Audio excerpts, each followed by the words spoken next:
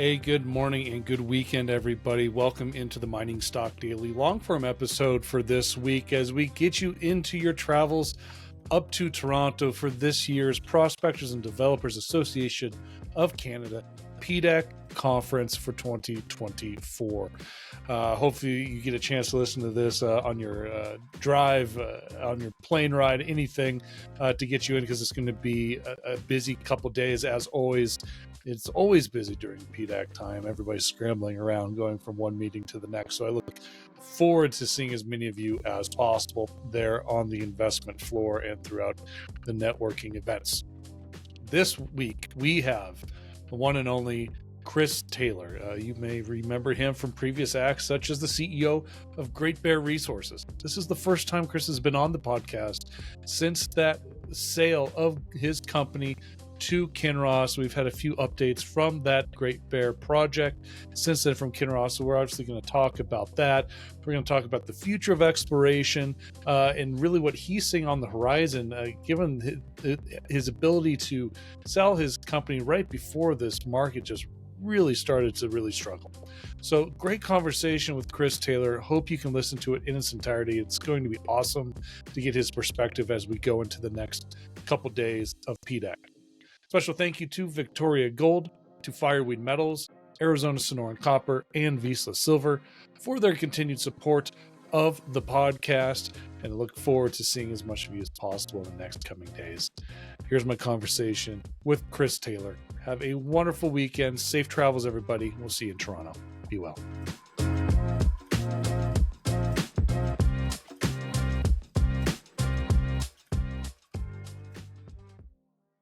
All right, welcome back into this long-form episode this week on Mining Stock Daily.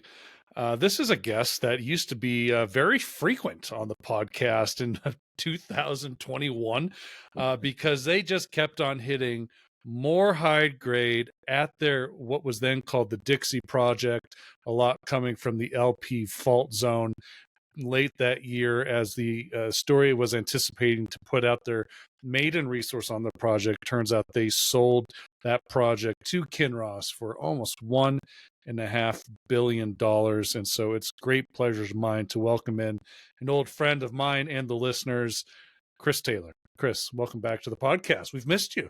Well, thanks, Trevor. I'm always around for a chat if you want to catch up on old times or explore new topics. So I'm happy to see you again. It's been a while. Well, I kind of want to do both of that in this conversation, Chris. I want to talk about old times and new prospects in the future. I would love to do that. Listen, since this is the first time we've had you on the podcast since that incredible acquisition by Kinross, I wonder if we can kind of, it's been a couple of years, I guess you could say. Yep. Kind of rehash how that all played out. I know there's a lot of internal dialogue, speculations from us investors about what happened. Could we have seen your first maiden resource? We had to wait for Kinross. We've seen a couple iterations of that. Since then, we're talking almost 6 million ounces global that they've put out. Yep. Kinross has. If we could, just in general, kind of like, if you could discuss that 30 days leading up to that announcement of Kinross buying you out. Oh, I think I'm going to have to grab another cup of coffee if you want some goods out of me here, like the real deal. So, 30 days, yeah, it was all very exciting in the final push. Like, we had worked years to make sure a couple of things, that we had very good disclosure to the market so that the major companies that were looking at us were on the same page as the market was. Super important in my mind, that one. And number two, we wanted to make sure that there was like a competitive aspect to this so that, if you go through the process where, you're on a major asset and you really have ambivalent feelings, mixed feelings about wanting to take it all the way through to production or sell it. Well, if you're going to sell it, there has to be a competitive dynamic. So for me, that was the culmination of years of effort to make sure that we had a couple of big companies and others as well that were coming after us simultaneously. And you feel like you're trying to be a puppeteer a little bit and pull the strings of people that have a lot more financial resources and really longer time horizons than you do as a junior company. So it's a very complex process. I definitely wasn't sleeping much as we ran up into the final days of the deal, but it was this level of excitement, as I realized that we had this live competitive dynamic playing out, and that dynamic was going to benefit our shareholders. So Yeah. it all came together very nicely. Chris, I mean, is it safe to say you were never going to build that? Was that even a thought in your mind? Do you give you some real insight? Oh, it was a thought in our mind because you just said that Kinross has come out with about 6 million ounces global resource right now, but let's be honest, that's on the way to 10 plus on that project. We could see it. Everybody that was looking at the project can see it. That over the long term, the more drills get onto it, the more gold they're going to come up with. So if you're in my shoes and you've got your investor long-term benefits in mind. I mean, what's the right time to sell a gargantuan gold deposit, like a tier one gold project? What is the right time to sell that? And in our mind, you had to meet some very high value thresholds early on to do better for your shareholders economically than just going ahead and building it alone. So that there was real debate on that topic. And at times it was fairly acrimonious within the boardroom about whether this was the right way to go or not. Yeah. You mentioned you mentioned kind of pulling the strings of different players in the game here when it came to, that the final handshake of who was going to actually take get their hands on this and take it away from you. Yeah. I've read a number of books of great development stories out of Canada.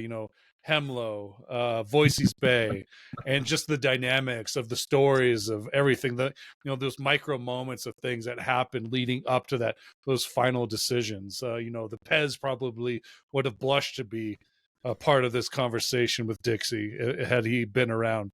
Yep.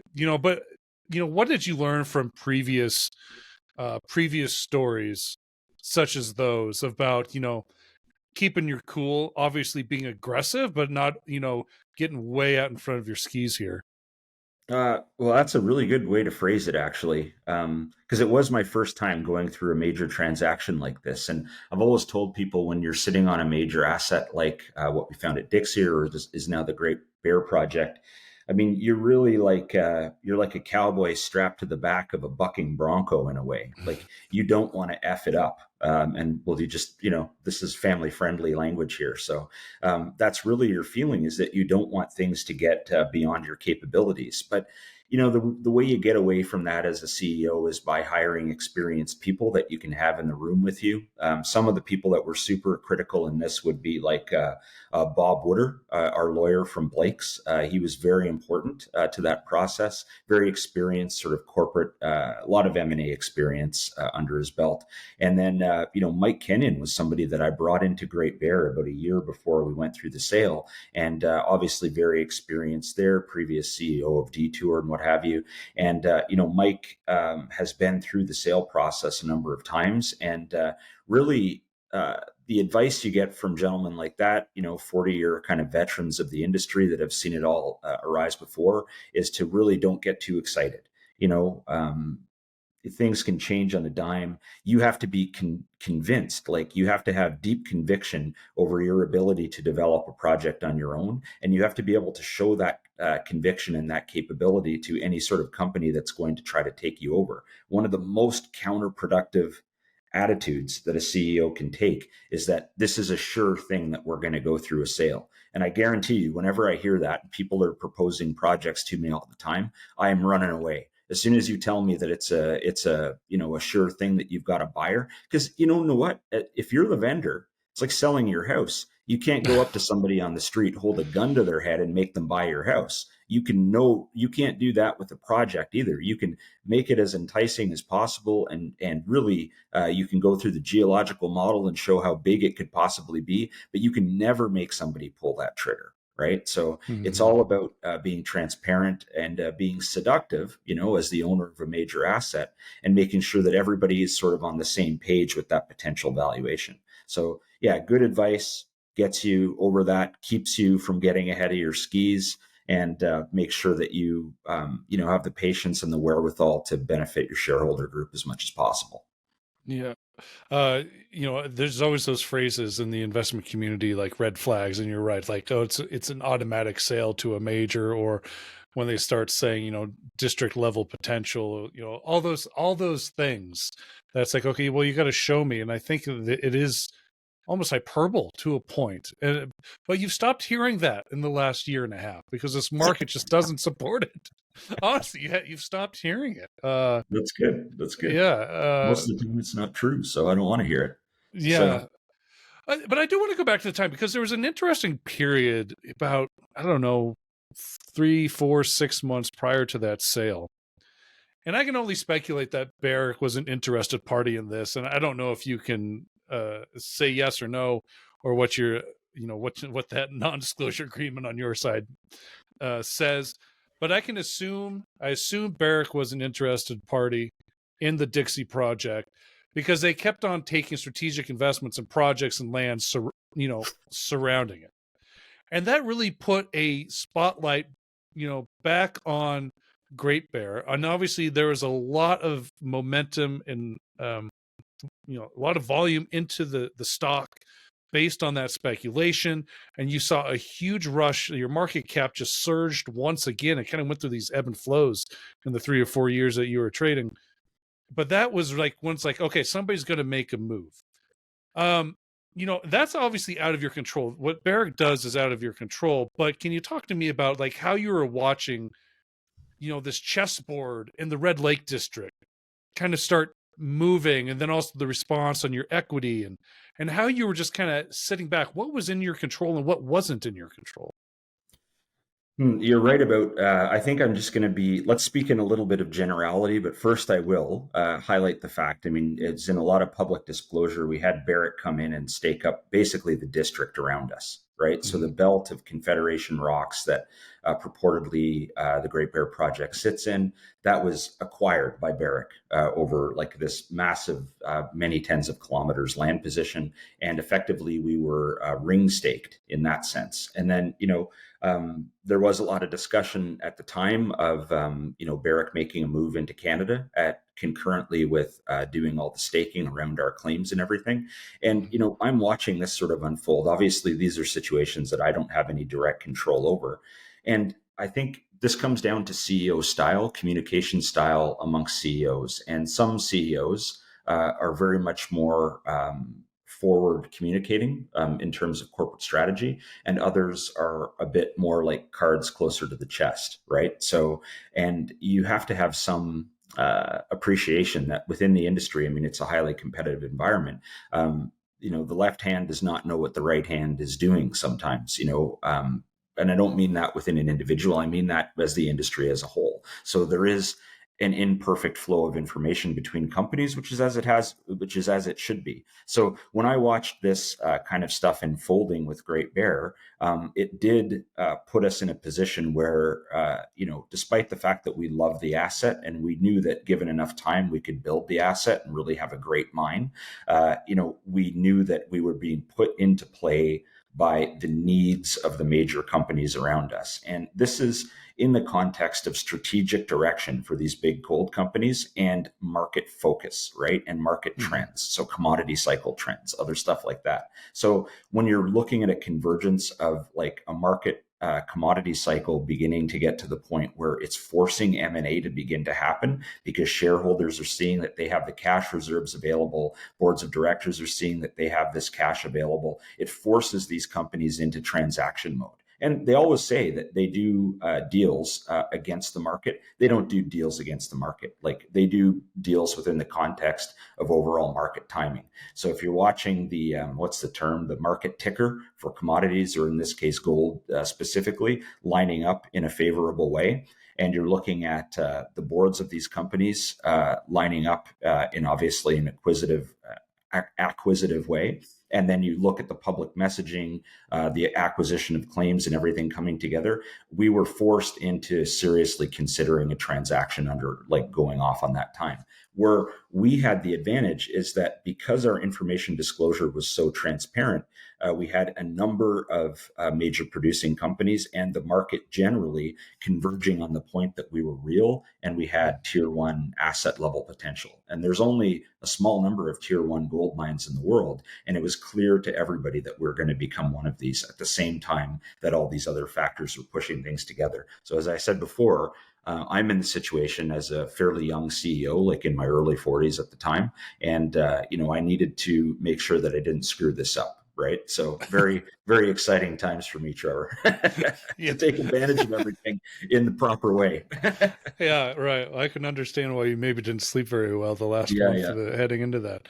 But let's talk about timing. I mean, December 2021, it was, kind of the market was kind of starting to come down, but it wasn't necessarily as dismal as it was going to be 2022, 2023. Talk about that timing. I mean, did you have any inclination that the market was about to turn for the worst? I mean, we were seeing rising costs of inflation in 2021. We were talking about, inflation being really high, but we hadn't started that rate hiking cycle here by central banks.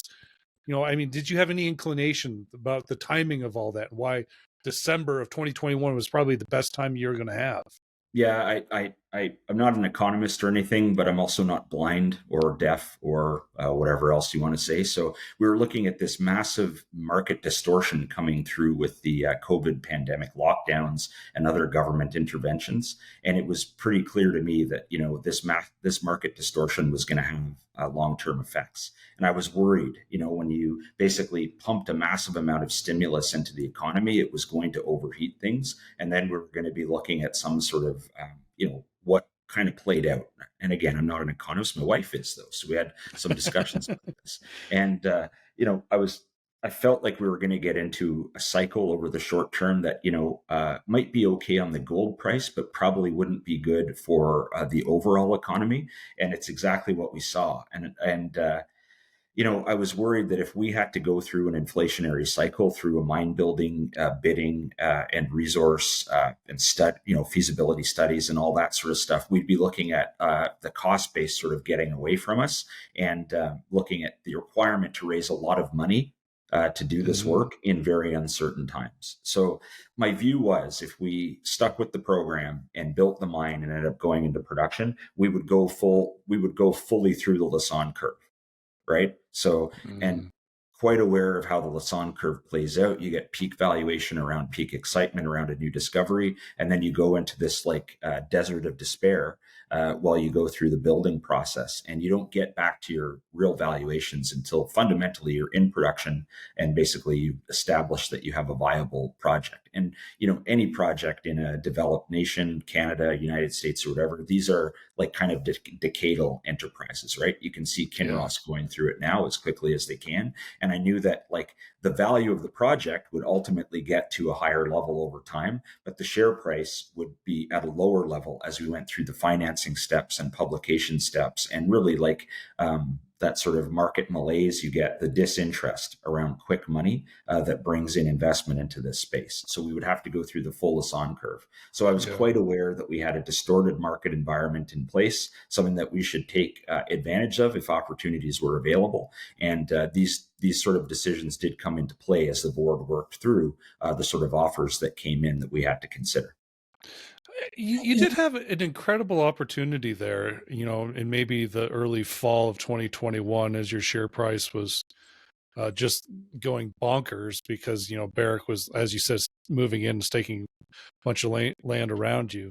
You could have gone in and financed at a great opportunity there and really done yourself a lot of good and gotten you, maybe it would have made that Lassonde curve development a little bit easier to swallow. Yeah. I would think that was also on the table there with you and the board, but maybe was it about that time, that decision was like, all right, this is got to go up for sale. Like we've taken it as far as we want to, period. Well, ultimately, we became for sale when all those other factors made us, go for sale more or less, so you have to really be careful about your financing timings as a CEO. And Mhm. you're right, like there was an opportunity to bring in a significant amount of capital at that point, and that would have committed us to the path of deploying that capital. The thing is, and I'll be like, let's be honest here, you couldn't raise enough capital in one shot, even with that high share price, to get you through the entire development. What would I call it? The entire development scenario or timeline, Right. basically. So it's just not feasible. So you'd be raising money to do initial resource production or disclosure, and the first economic studies, probably like a PEA, that kind of thing. And during that process, you would be drilling a lot of holes, right? So money would be going out the door at an accelerated rate. And your initial resource disclosure, if it was like around 5 million ounces, something like what Kinross came out with, the size of the deposit, it was such that it would take, like, Kinross to fully develop the ounces is going to have to do an exploration decline underground.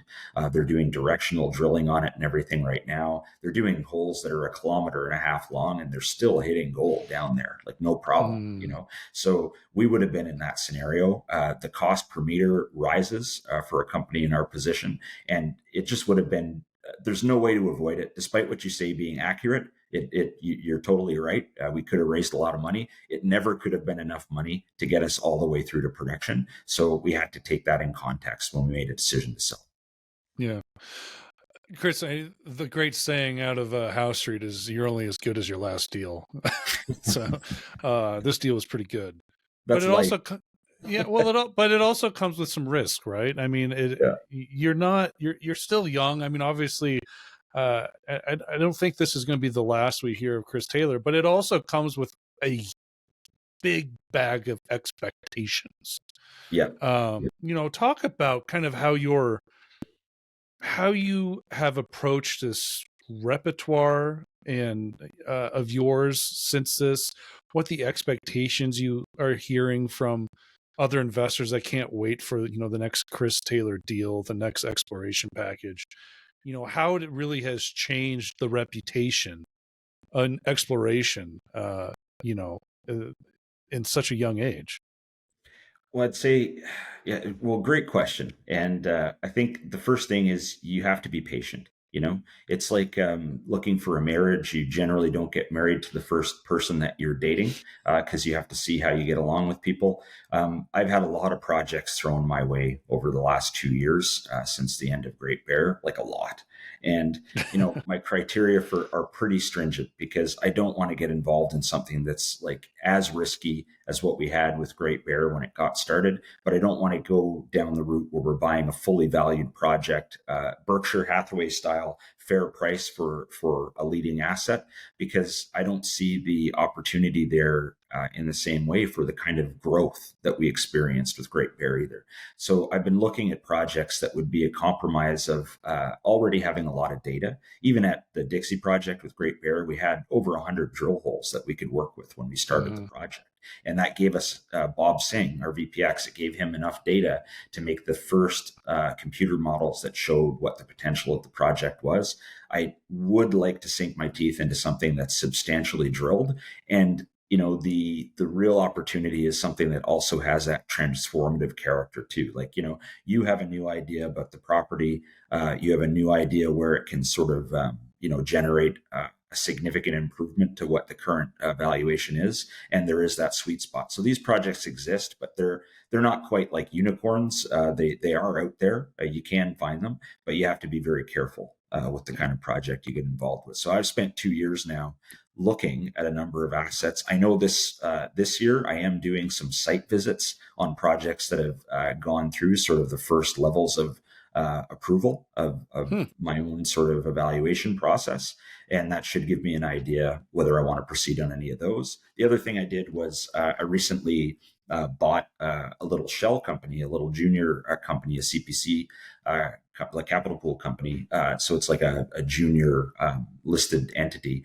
And I bought a big controlling interest in that. I'll be putting some new people on the board of it that have a lot of experience with project evaluation and, corporate development, that kind of stuff, analysis. And that's a company that I think we can look for, we can look for some new projects within. That's called Railtown Capital. So there was some news out about that, like maybe about a month ago now, when I got involved with that company. So I'm doing this, trying to formalize the process a bit more instead of the random walk of projects just coming in. It's a lot of evaluation work. Yeah. What about the expectations from the market? I mean, is it, does it need to come down to earth a little bit? Like, Great Bear wasn't an overnight success, but it was pretty damn close. It So, was, it was 2015. We bought that property and it was sold in, 2021, more or less, finalized in 2022. So you had a six plus year process. So still not overnight by any means, but it was relatively rapid once we started drilling. It just gained momentum and kept going. So if we can repeat that, great. But I think expectations need to be realistic. Like Great Bear was a good lightning in the bottle scenario. So to repeat that, you don't go off half cocked, right? We need to be careful about what we aim our attention on. So that's why I've been hesitant to jump in with my eyes closed and both feet before really understanding the potential of a project. Are you going to stick with precious metals, or are you looking for other opportunities?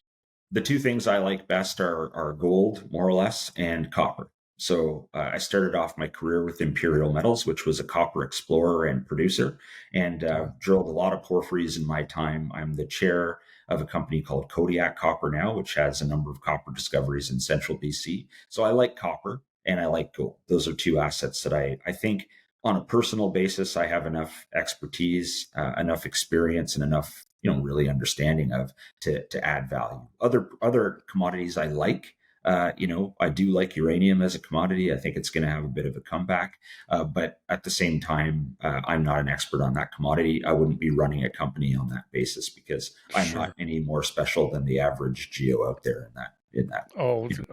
You're also one of the most modest. But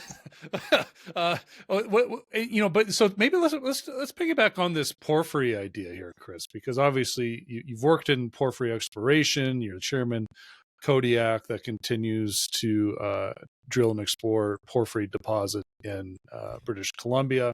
Mm-hmm. We have seen in this shit-tastic market the last 2 years, we have seen big porphyry discoveries being rewarded.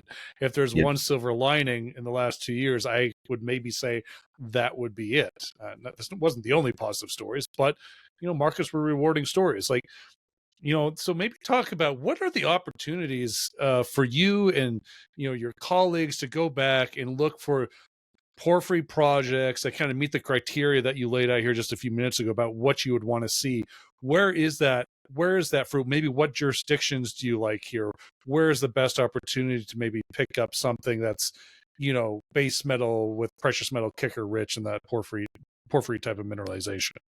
Oh, that's a complicated question. Let me give you an answer worthy of the question. I'd say a few years ago, you would go into the conventional districts, conventional porphyry districts. I mean, you can look at the entire strip of the Andes in South America, right? And this thing is like just lousy with porphyries. There's porphyries all over the place. And the grades tend to be good, but your build costs are very high. Right. So, and the real difference now from now to a few years ago is really politics. Like the world is a different place than it was in 2021. After we saw the invasion of Ukraine in early 2022, the world really went through a bit of a perceptual change at that point. And now we're looking at the prospect of long-term geopolitical instability again, or maybe balkanization of the world into spheres of influence. And what that means is now I would argue that if you are a North American-based company, Canadian-based company, American-based company, you're looking primarily for safety of production, safety of permitting and development. You're going to be looking close to home. You're going to be looking in Western Europe for the first time, or Northern Europe for the first time in a long time, really as a push for mineral development, Eastern Europe, and you're going to be looking at Canada, you're going to be looking at the United States as preferred destinations. And it's really because you're not certain In the time frame it takes to develop a porphyry, say from discovery to development, that is never less than 10 years. Like it's never going to happen, right? So because these are big deposits, they're capital intensive, they take a while to drill, they take a very long time to build and go into production. And what that means is you want the political stability to match the time frame of the development cycle. And that means that now you're going to get pretty sick of the pendulum of Latin American political swings. That's going to make your shareholders pretty nauseous in a lot of cases. And that means that you're going to be looking for stable political jurisdictions. And that means that you're going to be looking for the first time in a long time down the grade curve, right? You're going to be looking for assets that are safe to produce, but don't necessarily have high grades. That being said, if you gave me the choice within Canada between a low grade and a high grade project, I would take high grade, right? Because that's really grade is always king when it comes to development and other costs. Well, let's piggyback on this. So let's just take two jurisdictions and compare them where we're at right now. Would love to get your thoughts. Argentina exploration mining under Milei compared to British Columbia and the very liberal government. And that's where I'm laughing. It's true. It's true. It's absolutely true. There continues. Listen, I have a lot of love and respect and appreciation for what the mining sector has done for me personally over the last 8-10 years. This podcast and the way have been brought up in this industry never would have been if it wouldn't been for the great people of British Columbia in the mining sector. But the last couple years, there's just been news item after news item after news item that I just cannot. I have this judgment, and it's a judgment of my own that liberal government in BC is going to make it harder for explorers and miners to get their job done, and effectively is going to just potentially crush the tax revenue from that industry that the province has gotten. So there's that one side. The other side, Argentina, Milei is doing he's doing exactly what he said he was going to do, and I have not met a miner who isn't excited to explore and produce resources out of Argentina since Milei took control. So you have two very incredible different jurisdictions, governments, but in all likely like similar type of porphyry type mineralization. Which one's better? How do you even that out? Well, this is forcing me into a very interesting discussion. So well, I mean, let's start with BC first, if you don't mind. And BC, it's also been a great province for me. I spend most of my time in BC. The rest of my time I spend at my ranch in Alberta. And there is a night and day difference between the politics between those two provinces. And there was some alarming developments here in BC recently. And I don't know if you had any discussions about this, but the provincial government had brought in this proposal to change, land tenure legislation. We'll keep it simple. Yes. And the proposed changes were basically hidden on a website in a very poorly detailed PowerPoint as just sort of a sketch outline of how they would devolve central control over land tenure and be in cooperation with a number of First Nations about making land decisions. What this meant was that effectively the government of British Columbia, the elected government of British Columbia, would not be in direct control over land tenure decisions over the majority of the province. And, I kind of liken these things. The difficulty in BC is there's no settled land claim process.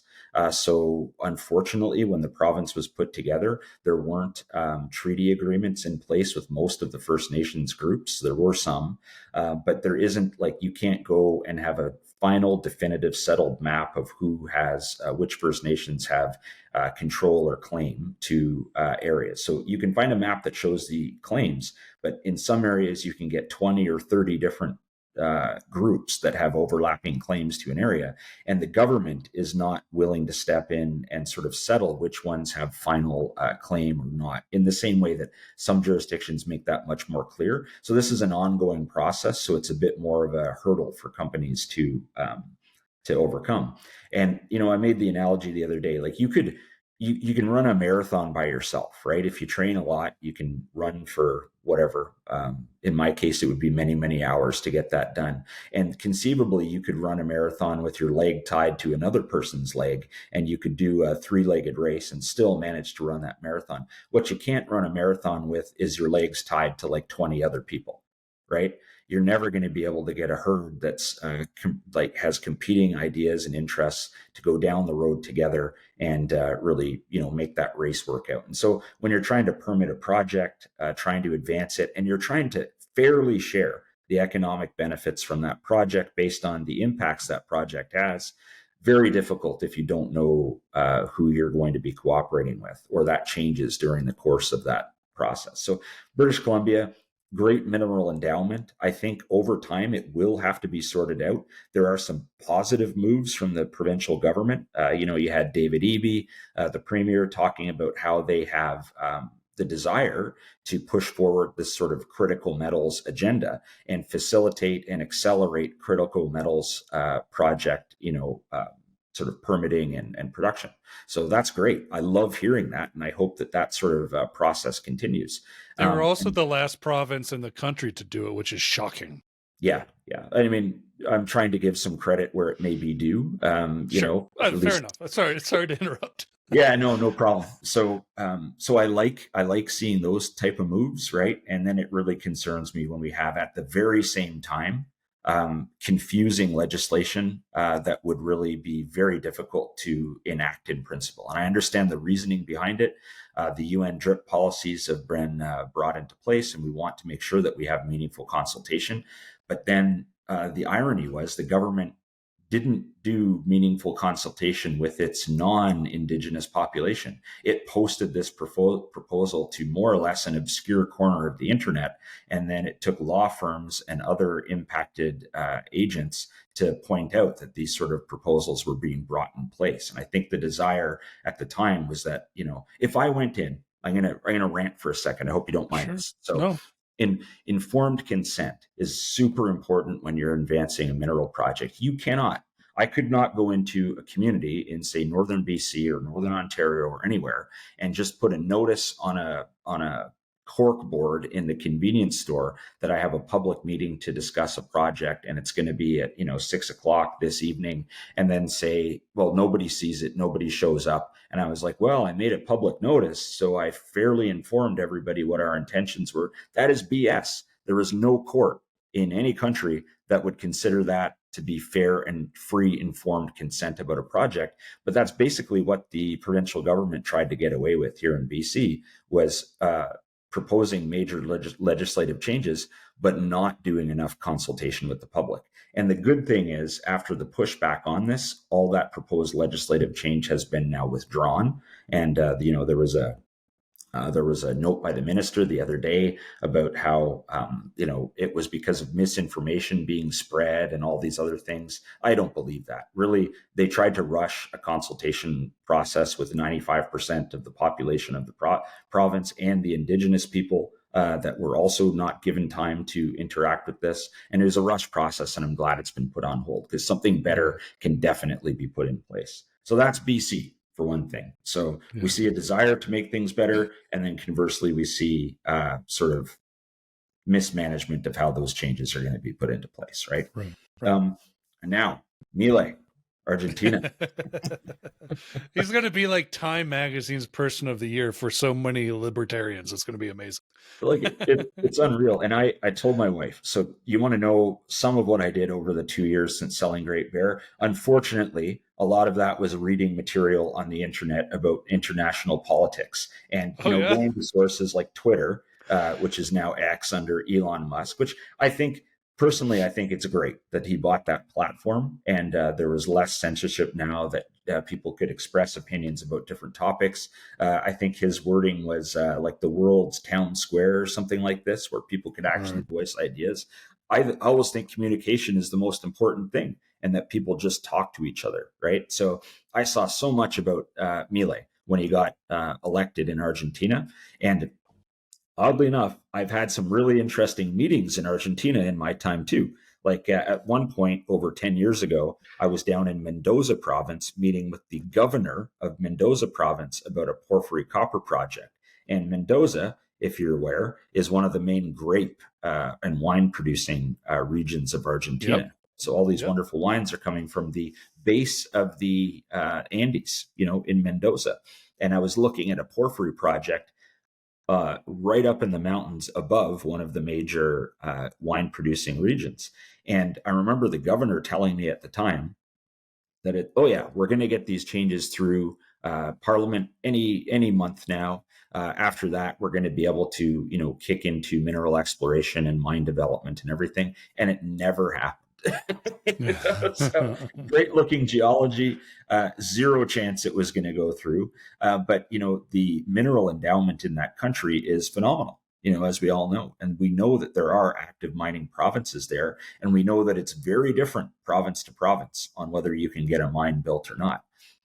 So I think my impression when I was in Argentina, I've been there a couple of times, was that you can hear good intentions from the government at many points, but the staying power is limited. And that, again, if you're a major company, and this is where the division will come. If you're a major company, I think it makes total sense to really double down, make sure you control the ground in that country, and you can survive the swings, the political swings between finding an asset and developing an asset. As a junior company, it's a lot harder because Milei's government could get voted out in a few years, and then where are you left with? Now you're still going through your fundraising cycle, your development cycle, and everything, but now international money has fled and is less likely to fund you because of the changes. And then you might 3 years later be back into a Milei type government, which is very pro-development, pro free economics and everything else, something that we would really love to see. So it's just that uncertainty, which is really quite difficult to deal with. I think the difficulties that you get in, say, Canada, other jurisdictions that are bringing in new policies, trying to be more fair and share equitably with Indigenous populations, they take longer to work through, but they have less volatility in them. So I would love to work in Argentina, love the country, love the mineral endowment. What I don't love is the constant changes in political direction. Yeah. What other jurisdictions throughout the world are you like real keen at looking at? And you mentioned Eastern Europe a little bit ago. Is that a place maybe you're looking? What about Africa, other parts of South America? Just, curious what's really got your attention right now. So I've never worked in Africa. It's an entire continent that I figured I'd get to as a geologist. It just hasn't come up yet. So not sure about that. I think Australia is fantastic because not only did they have a strong history of mining, but they haven't had a lot of the financial distractions that have taken in mining investment away from North American markets or European markets. So you're always going to do well in Australia. I think even New Zealand has some opportunities in it now. And oddly enough, I would say in the European context, because of the change in politics and the cooling of relations with Russia, let's use that as a euphemism, they have a mandate. The EU has a mandate now to have, I think it's 10% of mineral production within the European geographic area. So, this is a mandate we haven't seen for years. I mean, Europe has been very environmentally focused. Like you look at Germany shutting down its nuclear reactors and now having to burn tons of coal to make up its electrical grid. It's an environmental disaster. But now you have Europe basically in this situation where it doesn't have security of supply of the energy and materials that it needs to keep its economy growing, or even where it currently sits. And there's more global uncertainty. So Europe as a whole, I think, needs a closer look than what we've been generally thinking over the last little while, or the last number of decades. I mean, the Eastern Europe geology is absolutely incredible. Obviously, Serbia and the Timok area is so much activity over the last 10, 20 years. But there's other countries out there, like I've heard I've heard Romania, Yeah. being underexplored. Hmm. Just the likes, the old Soviet bloc of Yeah. countries. There's probably a lot of perspective ground there that somebody like you, Chris, could actually go, start kicking some rocks around. But how much, the closer you get to that Russian-Ukrainian border, there's, does there become some concern there right now, given where we're at with geopolitics and that war? I worry that we don't have a clear picture in the West of how the world is really lining up, right, in terms of Mm-hmm. spheres of influence. And I saw a great graphic. I'm gonna have to paraphrase it very, very heavily because it's been months ago since I looked at it. And as I mentioned, I'm trying to spend a little bit less time on social media, going down various rabbit holes. But this graphic was pretty good, and it showed the difference between the year 2000 and the year 2020 in terms of the dominant trade relationships of all the countries in the world. And we are not familiar with this in the West, but China has become a massive, major global trade leader with the majority of Africa, many of the countries in the former Soviet bloc, all through Southeast Asia.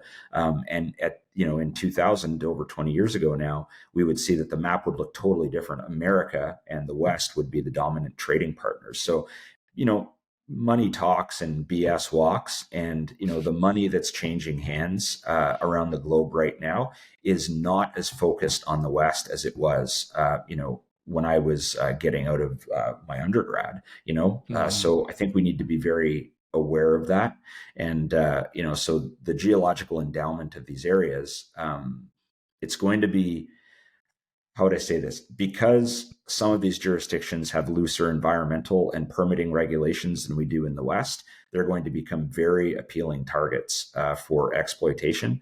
And the companies that are going to be doing that, if they're not Western companies, they're going to be Eastern companies, Chinese companies, which are going to be operating in these jurisdictions. And they're going to get more and more of a grip over time on materials production, which is very bad for the West looking after its own interests. Well, not even that, Chris. I keep on kind of spinning my brain about the rise of Saudi Arabia and mining and mineral exploration. And, Yeah. obviously you can sum it up. The only two countries deploying capital right now is China and Saudi Arabia. Yeah. There's no liquidity here in the West. Canada markets, dried up. The venture exchange looks like it's going to continue to fall through my screen onto my desk and then break my desk and bury itself. Yeah.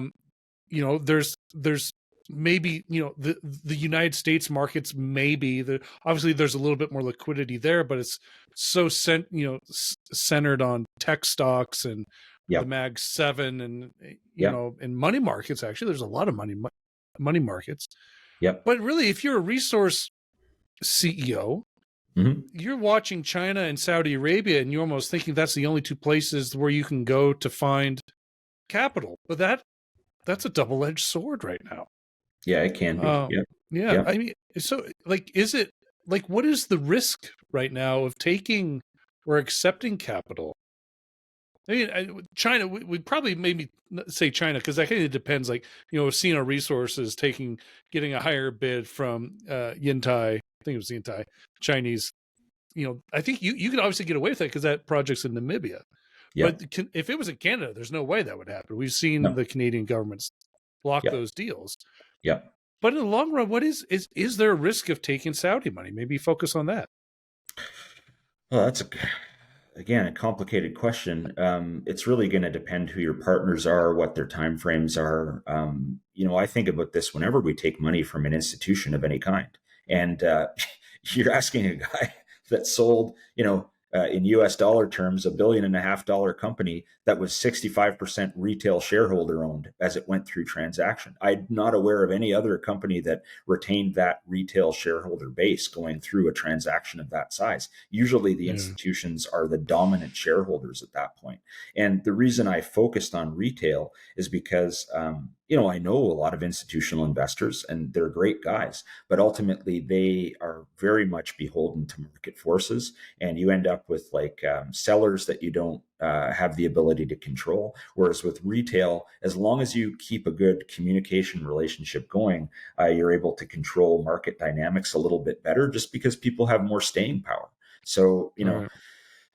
if you're involved with Saudi money, I always get concerned when I'm part of a partnership and the other partner has 95% of the control, leverage, and power, right? So I'm always skeptical of that. I love being in partnerships with people where we're all kind of on equal footing and we're all pulling together. I just worry when these groups have so much financial capability that really they can really manipulate or control your direction at any time and in any way that they want. So that would be my Yeah. main concern, and that wouldn't be specific to Saudis or anything. It's just specific to that's a huge pool of capital that they have the ability to draw upon. Yeah. I do want to take a couple minutes because I did want to ask you a little bit, kind of taking away from markets and all that, and the capital of companies. I want to take a step back and actually talk to you about the technicals of exploration. Okay. A lot of things have changed. I don't know if you've noticed, Chris. A lot of things have changed the last 2 years. But so we have see this rise of artificial intelligence. Yeah. We had a great conversation with subsidiary of Boart Longyear, Veracio, a couple of weeks ago, and they were Okay. talking about artificial intelligence in their drilling technology. I just found it absolutely incredible. Yeah. And so I just it's how are you kind of following the advances in exploration in geological interpretations? What's changed that you've seen in the last 2 years that, oh man, if I would have had that with Dixie, and that 1.5 would have been 2.5. What's really catching your attention right now? Well, I do follow this closely, as a matter of fact, and for a number of reasons. I don't know if I'll be able to list them all right now, but let's start with number one is 25 years ago, I was learning GIS and using it in mineral exploration school, and then I graduated and basically started working for Imperial Metals as a copper explorer and producer, right? So I developed this thing. It was using an index overlay method, which is basically an expert-driven computer modeling method, which is very similar to some of the AI-driven exploration today. And it worked quite well, but took a long time to put together, and you had to understand a project really well. So you'd say, all that you do is you build a math equation, right? So you take your data and you make up an equation.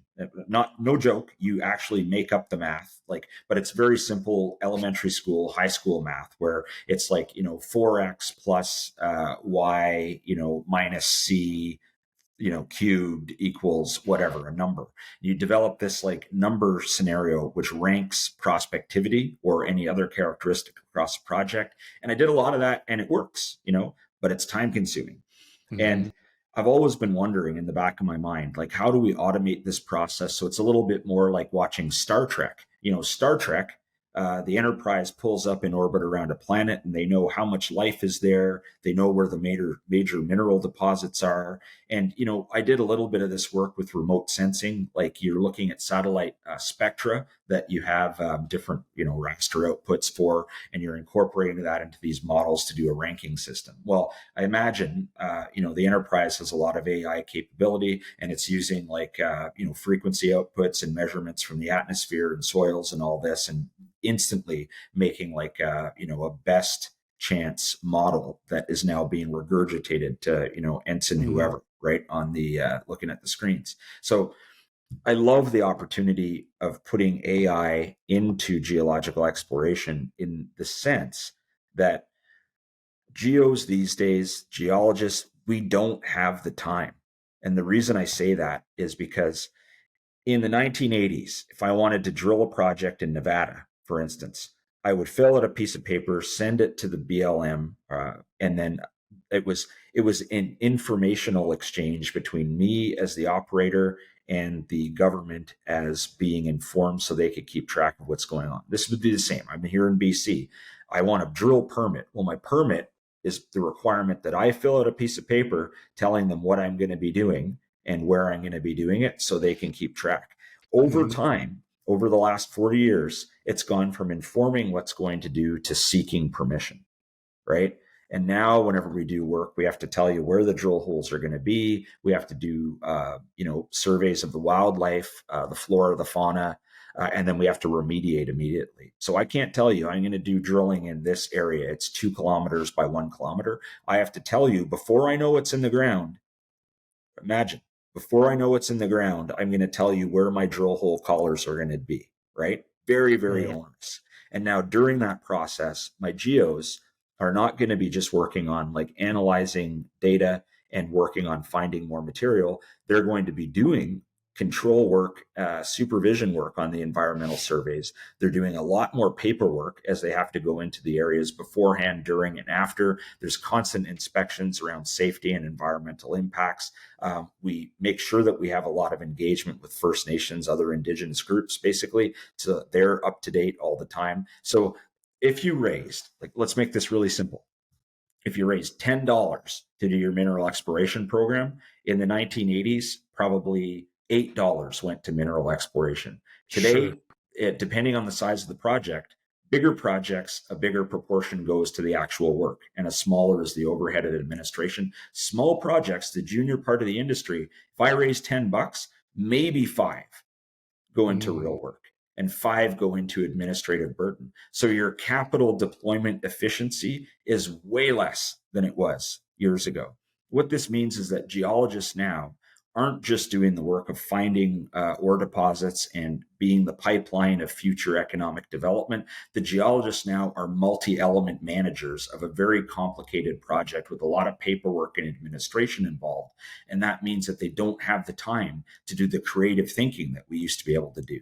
So the role that I see for AI is AI comes in and it helps abbreviate. It supports the geologists in their work so that the limited amount of time they now have to do real science is now much more efficiently deployed. And the value per dollar of the work being done is that much higher because it's adjusting, it's compensating for that additional administrative burden. Does that make sense, Trevor? Yeah, no, yeah, absolutely. It certainly does. And, it sounds like obviously mitigates a lot of the administrative work that goes into exploration when you're working in various jurisdictions and states or provinces. And obviously where rules are, depending on what type of land you're on, is going to differ quite a bit.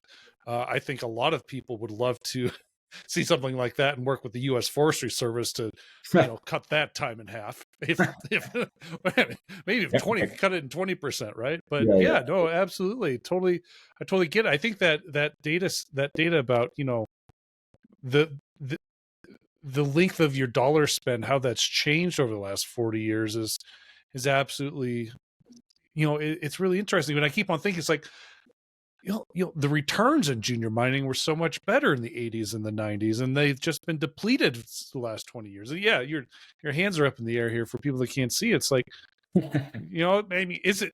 Of course, there's a lot of fault to be done with that, but maybe the administrative risks are part to be blamed in that as well. Yeah, partly the low-hanging fruit has been found. So it's harder to find a mineral deposit than it used to be. You can't just walk around and kick over a rock and be sitting on top of a multi-million ounce gold deposit in most cases, right? But yeah, it's that combination of now it's harder to find stuff because the low-hanging fruit has been plucked and you've got an administrative burden. So yeah, of course your returns are lower because it's harder to do the work and you have more shackles, tied to your ankles as you're trying to go along and make progress. Yeah. So AI could be a great tool for bringing back some efficiencies that we would really like to see. Yeah. Final question for you, Chris. There's been a lot of great stories, the last 2 years since you've been away. But what's 1, 2, 3 that's really been exciting for you to watch? I know obviously Kodiak Copper, you're the chairman of. You can't be biased like that, but anything else out there that's you're really excited? It's funny. Like there was all the projects that were kind of live when we were doing Great Bear, and for a large portion of them, they really haven't gone too much farther in the last couple of years, right? I hate to say it, but they're in the market's in very, very much a show me phase. So the hurdles that these guys have to climb is a lot higher. I've always liked Fireweed Metals, which was based out of the Discovery Group. They've made some real progress. People should have a look at them.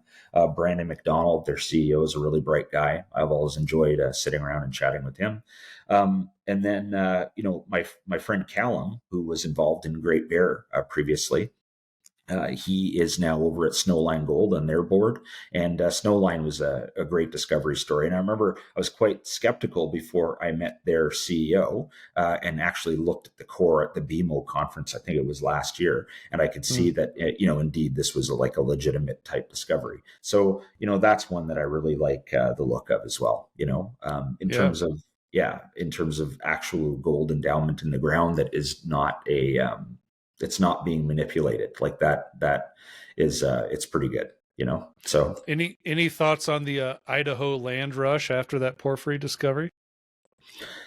I'd say these are all promising signs. Like I would love to see more mineral development in the lower 48 because there is a massive endowment which is waiting in the ground. And I mean that. Like one of the best projects I ever saw in my life for geological potential was in Inyo County, California. It's now in a company called K2 Gold, and I pointed these guys at that land package. But if politics were different, there would be multiple mines on that project. So if the U.S. decides that it's serious about mineral development, the endowment on its own territory, it's almost the equivalent of what I would say, the fracking revolution that made the U.S. into a major self-sustaining oil producer. Well, the U.S. has that capability on its own land, right? If they have the desire to access it, it has all the mineral endowment that it needs to build a glorious future for itself. It just has to get out of its own way and make sure that these projects can be explored and developed. Yeah. Chris, there's chances are you and I are going to chat again here in the next couple of days in Toronto at PDAC, but this was just an awesome conversation. I'm so glad that we could make it happen and, give you another curtain call on Mining Stock Daily. We really missed you. Oh, thanks. I appreciate it. I mean, my wife's getting tired of talking to me after all this time at home, so I'm glad I have somebody new to talk to. Oh, I'm sure. I'm sure life. I mean, I can only assume how much life changed after December of 2021, man. Yeah, it's fantastic.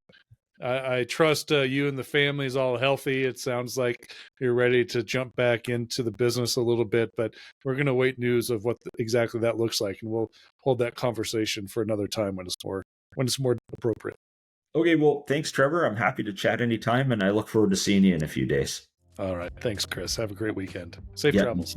Yep, thanks. Bye-bye.